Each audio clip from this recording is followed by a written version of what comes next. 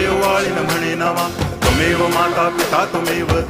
बंधुश्च सखा त्वमेव विद्या तरुणं त्वमेव सर्वं मम देव कायेन वाचा मनसेन्द्रियैर्वा बुद्ध्यात्मना वा प्रकृति स्वभावात् करोमि यद्यत् सकलं परस्मै नारायणायति समर्पयामि अच्युतं केशवं रामनारायणं कृष्णदामोदरं वासुदेवं हरि गिरिधरं माधवं गोपिकावल्लभं जानकीनायकं रामचन्द्रं भजे हरे राम